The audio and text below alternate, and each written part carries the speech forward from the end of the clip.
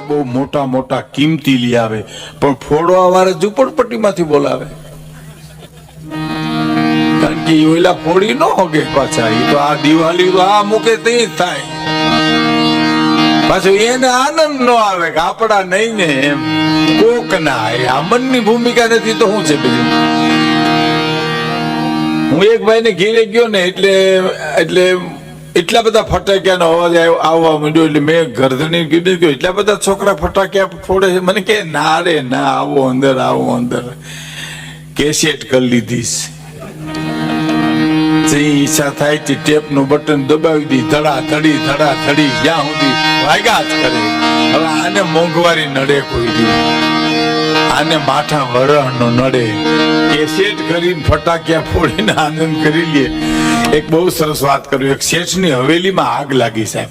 શેઠ જ્યાં ભૂતકાળમાં શેઠના બંગલા હતા બાપુ, એને હવેલી કહેતા.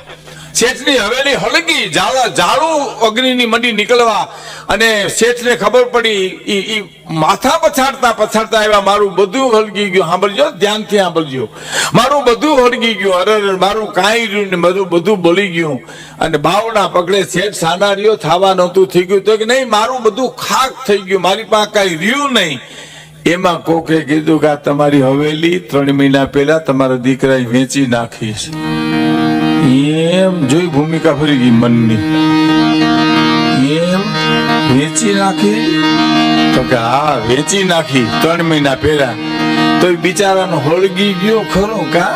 જોયું, બિચારો ઓલ્યો જેને લીધી, બિચારાનો હળગી ગયો કા? બધું લીમડ જળ લેવા માંડ્યો. ઓહો હે રામ, બિચારાનું બધું બળી ગયું. ત્યાં છોકરો આવ્યો ને એટલું કીધું કે સોદો થયો તો પણ કેન્સલ થયો, એટલે વળી લો માંડ્યો. હવે આ મનની ભૂમિકા નથી તેની શું છે સાહેબ? વિનંતી કરી દો વચ્ચે. આમાં 10 મિત્રો એવા બેઠા જેને ખાલી હાસ્યરસ સાંભળવો છે. હાસ્યરસ અમારો બહુ પવિત્ર છે. સાધુ સંતો બેઠા હોય, ગુરુ ચેલા બેઠા હોય, મા દીકરો બેઠા હોય, ભાઈ બહેન બેઠા હોય, કોઈની મર્યાદામાં આંચ ના આવે, અને એ પવિત્ર હાસ્યરસ હોય તો એ લોક સાહિત્યનો હાસ્યરસ છે. 10 મિત્રો એવા બેઠા જેને કરુણ સાંભળવો છે. 10 મિત્રો એવા બેઠા જેને ભક્તિરસ સાંભળવો છે. એના માટે ખાસ તમે ધીરજ રાખજો. ઘંટીએ આ બેનો દળાવા જાય ને, ગામડામાં એક જ ઘંટી હતી. ઘંટી તો હવે કહેવાય, નકર ચક્કી કહેતા અમારે ત્યાં તો. અહીં તો ખબર નથી, પણ ચક્કી દળાવા જવું છે. એટલે ત્યાં જઈને કોઈ બેન દીકરી કે શેનો ગાળો હાલે, તો બાજરાનો ગાળો હાલે, તો હવે ઘઉં નો હાલે, તે મારા ઘઉં દળી દેજે. ત્યાં ગાળા હાલે, એમાં અમારે ગાળા હાલશે. બાજરાનો ગાળો હાલે તો ઘઉં વાળા રાહ જોઈજો, અને ઘઉં નો ગાળો હાલે તો છીણા વાળા રાહ જોઈજો. કારણ કે બધું ભેળું કરીને તો ભડકું થઈ જાય. અહીંયા ભડકું ન કરે, આ તો જસદણ છે સાહિત્યનું. એક સમજનું ગામ કમલાપુર અને જસદણ બે. એટલે હું વિશેષ તમને આનંદ કરવાના બધા પ્રયત્ન કરીશ. ને હાસ્ય એટલે શેણાનો ગાળો એટલે હાસ્ય રસ જીવનમાંથી નીકળે છે. હવે જુનાગઢમાં એક ભાઈને મેં પૂછ્યું, મેં કીધું તમારા પિતાજી શું કરે? મને કે અફસોસ કરે છે. લે, મેં કીધું શેનો અફસોસ? મને કે અમે આવ્યા એનો. અમે અમારા બાપુજી ને પધાર્યા લઈ દઈ એનો. મારા બાપુજી મને કે ભીખુદાનભાઈ અફસોસ કરે છે. ગાડા જેવડા નિહાકા નાખે કલાકે. 15 દિવસ પછી એના બાપુજી મને મળ્યા. મેં કીધું દીકરા કેટલા? મને કે 3, પણ ટબ્બા જેવા હો. મેં કીધું મોટો શું કરે? તો કે ખેતી કરે. ઈથી નાનો. મેં કીધું શું કરે? મને કે બિન ખેતી કરે. બેઠો ટુકડા કરીને વેચે રહ્યો. તો મેં કીધું સૌથી નાનો શું કરે? તો કે જે હામે મળે એનું કરે. આખા ઘાણવા દાજી ગયા હોય ત્યાં ફરિયાદ ક્યાં કરવી સાહેબ? કામ જાજા કાગોલિયા અને કામ જાજા કપૂત, હકડીશી મયણ ભલી અને હકડો ભલો સપૂત. એ દીનાનાથ, એક દીકરો દેજે, 9 ખંડમાં નામ રાખે એવો દીકરો દેજે, અને કાંઈ એક દીકરી દેજે, 3 પખા ઉજલા કરી એવી દીકરી દેજે, અને નકર હાવ વાંજિયા રાખજે સાહેબ. કાવ જાજા કાગોલિયા અને કાવ જાજા કપૂત, હકડીશી મયણ ભલી અને હકડો ભલો સપૂત. આ હાસ્યરસ જીવનમાંથી નીકળે છે એને પણ હું તમને સંભળાવીશ. પણ મારે જે નિમિત્તે મળ્યા છે એનું જે ગીત હું હાથમાં લઈને બેઠો છું એને મારે પૂરું કરવું છે પ્રસંગો સહિત. કે મનના મંદિરિયામાં દીવો કરી દેખું. મનના ખેલ મેં તમને કીધું બહુ મન ગમે ત્યાં લઈ જાય સાહેબ. મનનું શું, મનને કાબુમાં રાખવાની વાતને તો સાધના કે છે આપણે. મનના મંદિરિયામાં દીવો કરી દેખું અને પછી ભક્તિની આંખે સઘળું દેખું અને પછી દેખાડું. હરિના ભજનને માટે હિમાલય ન જાઉં. પણ હવેની કડી સાંભળજો સાહેબ. મુક્તિની જુગતી મારા ગુરુએ બતાવી રે. મુક્તિની જુગતી મારા સતગુરુએ બતાવી.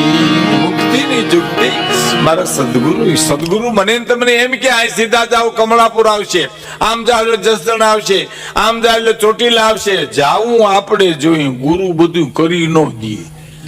આપણે ગુરુ યાર વાંધો શું પડે છે, બધું ગુરુ કરી દઈએ. એમ નો હાલે સાહેબ, કોઈ દી ખોટું નો હાલે. યોગ વશિષ્ઠ રામાયણમાં સાહેબ એક દાખલો છે. યોગ વશિષ્ઠ રામાયણનો રામ પ્રશ્ન કરે છે, વશિષ્ઠજી એને જવાબ આપે છે. તો રામે એવો પ્રશ્ન કર્યો કે મુક્તિ મેળવવી હોય તો શું કરવું પડે? ખુદ રામ હો. એટલે વશિષ્ઠ ગુરુ એમ કે છે કે મુક્તિ તો તમારે પોતે જ મેળવવી પડે, બીજું કોઈ ન મેળવી દે સાહેબ. એમ પ્રાપ્ત કરવા માટે તો તમારે પોતાએ જ જવું પડે, એમાં બીજું કોઈનું ન હાલે સાહેબ. મુક્તિની જુક્તિ. જે કૃષ્ણમૂર્તિને બાપુ એક યુવાને પ્રશ્ન કર્યો હતો, હું બાપુનો ઉલ્લેખ કરું છું. એ યુવરાજ જસદણ અહીં પધાર્યા છે, એનો સરળ સ્વભાવ. હું ઘણીવાર ફંક્શનોમાં મળ્યો છું. આજ ભરતભાઈને અમે ઘણી જાજુ બેઠા, પણ સરળ સ્વભાવ ન મન કુટિલાઈ યથા લાભ સંતોષ સદાય. એટલે હું એને સંબોધન કરીને હું એટલા માટે ભરતભાઈને બધાને કહું છું કે નિશાન તો કોક જોઈએ ને આપણે. હા, તો જે કૃષ્ણમૂર્તિને યુવાને પ્રશ્ન કર્યો કે મુક્તિ મેળવવી હોય તો શું કરવું પડે મારે, તો જે કૃષ્ણમૂર્તિ શું કીધું, યુવાન મિત્રો ખાસ સાંભળે. મારા યુવાન મિત્રો જે છે એને હું વિનંતી કરું કે તમે ખાસ સાંભળજો કે મુક્તિ મેળવવી હોય તો શું કરવું પડે. એટલે જે કૃષ્ણમૂર્તિ શું કીધું યુવાને, તમને કોણે બાંધ્યા છે એ જાણી લ્યો, મને કયો, પછી હું રસ્તો બતાવું. હવે મને તમને બાંધ્યા છે કોણે? આપણે જ બંધાણા છીએ. ગીતાના ન્યાય જો કેવું તો ભગવાન કૃષ્ણ ડીમ ડીમ ઘોષ કરી અને અર્જુન ને કહે છે કે હે અર્જુન, તું તારો મિત્ર છો અને તું તારો શત્રુ છો સાહેબ. બીજું કોઈ નથી. આપણે જ ઉભા કરેલા છે અને આપણે જ કકલાટ કરી છીએ. ઓલી દ્રષ્ટાંત ગામડાનું થાંભલી હોય વચ્ચે, ઘરના ઓરડામાં થાંભલો હોય, એને આમાં આકડિયા વીડીને આમ ભીડી પછી આપણે એમ કે મને બારો કાઢો, મને બારો કાઢો. ક્યાંથી કે નીકળે? તું જ આકડિયા છોડ તો નીકળી શકે, બાકી કોઈ કાઢી શકે નહીં. મુક્તિની જુક્તિ મારા ગુરુએ બતાવી. શું જુક્તિ બતાવી? અહીંથી સીધા જાવ ચોટીલા આવશે, આમ જાવ એટલે જસદણ આવશે, આમ જાવ તો વીછી આવશે. બરાબર, આપણે જાવું જોઈએ. તો મુક્તિની જુક્તિ મારા ગુરુએ બતાવી.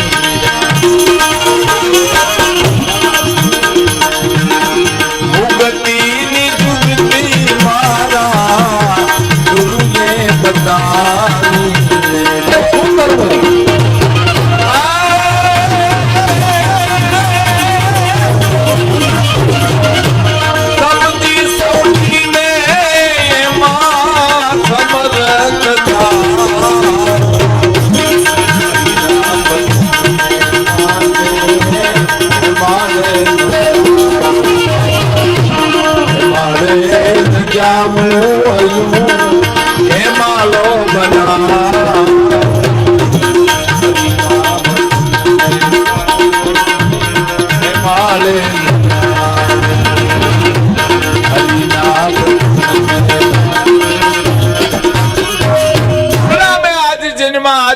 ફૂલડા અમે કાલ કરમાઈ જાશું, પણ ફૂલડા અમે અમારી ફોઈરમાં મૂકતા જઈશું. કારણ કે જુનાગઢમાં અનેક નવાબો રાજ કરી ગયા. જુનાગઢ કોનો? નરસિંહ મહેતાનો જુનાગઢ. મેવાડમાં અનેક રાણા રાજ કરી ગયા, પણ મેવાડ કોનું? તો કે મીરાબાઈનો મેળ. ભીતળિયું ચડશે ભવન પણ ચિત્તર ચડશે ના, કેને કમ ધજરા એમાં કોણ વડેરો કલ્યાણ મળશે. પોરબંદરમાં અનેક રાણા રાજ કરી ગયા. પોરબંદર કોનું? તો સુદામાનું પોરબંદર. અરે આ જસદણનો દાખલો લ્યો ને, આલા ખાચર આપણા આલા બાપુ. હું યુવરાજ સાહેબને કહેતો હતો કે લંડન, અમેરિકા, આફ્રિકા, ગુજરાતી જ્યાં દેશમાં આવે છે ત્યાં હું આ સાહિત્યના પ્રતાપથી ગયો છું, પણ એક પ્રોગ્રામ એવો નથી જેમાં આલા ખાતરની વાત કરવાની ફરમાઈશ ન આવી હોય પરદેશમાં. સાહેબ નોટ દાતા સાહેબ, ગરીબોના ટોળા લાગી જાય, અને એમાં કામદારે સલાહ દીધી બાપુ ગરીબાઈ, ગરીબો ને સાધુ સંતો બ્રાહ્મણો ની તો આવ્યા કરે બાપુ, આ રાજના ખર્ચ પૂરા પડતા નથી, થોડીક દાતારી ઓછી કરી નાખો ને. 5 વસ્તુ અંદરથી આવે, લખવીને લખી લેજો. ચિત્તની શાંતિ અંદરથી આવે, મનની પ્રસન્નતા અંદરથી આવે, ગુમડાની રૂજ અંદરથી આવે, અને દિલની દાતારી અંદરથી આવે, અને ગુમડાની ભાઈ ટાઢિયા ટાવની ટાઢ પણ અંદરથી આવે છે સાહેબ. એને બહારથી કે તમે 10 ગોદડા ઓઢાડો તે અંદરથી ફુવારો છૂટે ને શું કરો તમે? દિલની દાતારી હોય સાહેબ, અંદરથી આવે છે. એટલે કામદારે કીધું બાપુ દાતારી ઓછી કરી નાખવા, રાજના ખર્ચ પૂરા પડતા નથી. તમે એ બધા હા પાડે. અને આલા ખાચર આલા બાપુએ કીધેલું, બીજે દિવસે અડધી રાતને ટાણે કામદાર ગોળ લઈ આવો ને. કામદાર દાખલો આપ્યો તો આ ગોળ હોય ને માખીઓ આવે બાપુ, આ ઓછું કરી નાખો.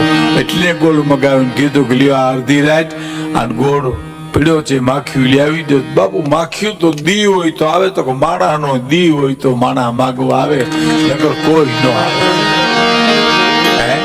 આંડલા હડિયું કાઢતા હોય, 4 ભીતું રાહડા લેતી હોય, બોકરે અઠમ ધુબાકા દેતી હોય, ત્યાં કોણ આવે સાહેબ?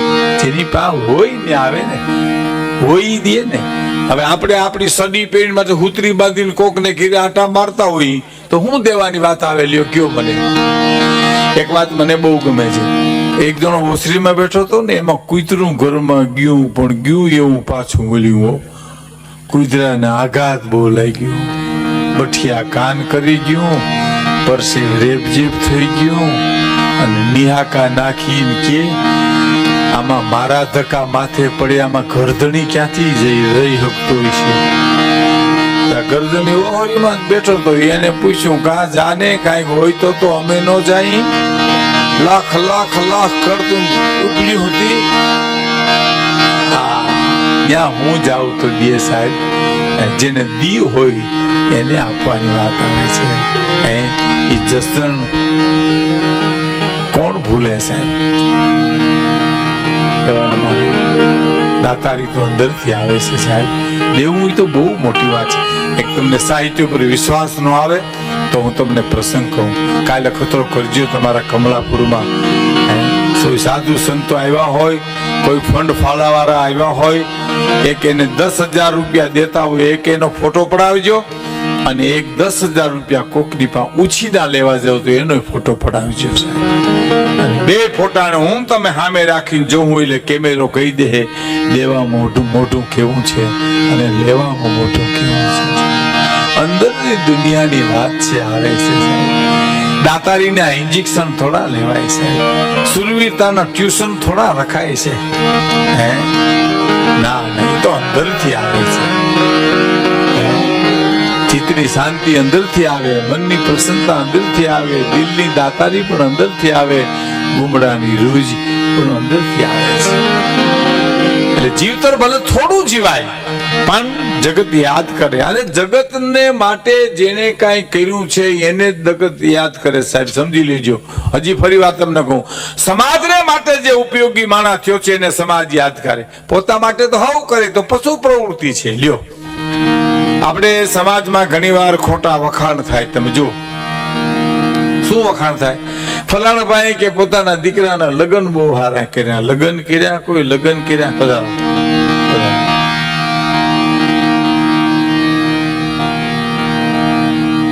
આપણે ઘણીવાર સમાજમાં ખોટા વખાણ બહુ થાય કે ફલાણા ભાઈ પોતાના દીકરાના લગ્ન કર્યા, કોઈ લગ્ન કર્યા, કોઈ લગ્ન કર્યા, તો હવે ઈ ન કરે તો કોણ અનાથ આશ્રમ આવીને કરે? એના લગ્ન તો ઈ જ કરે ને, એનો બાપ છે એટલે. પણ ગામડું ગામ હોય, પોતે બેઠી બેઠી બાઈ આહુડા પાડતી હોય, એમાં કોઈ મરદ નીકળીને એટલું પૂછે, બેન કેમ રોવા માંડી? ભાઈ મારા દીકરાના ઓચિતાના લગ્ન આવ્યા, હું હજી 15 દી પહેલા મારા વેવાઈને સમજાવવા ગઈ હતી કે અમે આ વારે નહીં પૂગી શકીએ, તો આજ લગ્ન આવ્યા, મારે કેમ વરો ઉકેલો, મારા દીકરાની જાન કેમ જોડવી? અને એ મરદ એને દે કે હાલે બેન આ રૂપિયા હજી ઘટે તો હું તને આપીશ, તું મારી બેન છો, હું તારો ભાઈ છું, મેં તને આપ્યા એમ તું કોઈને કહેતી નહીં. અને ભવિષ્યમાં તને એમ થાય કે કોકને પૈસે મેં મારા દીકરાને પરણાવ્યો, એવો પસ્તાવો થાય તો તારો દીકરો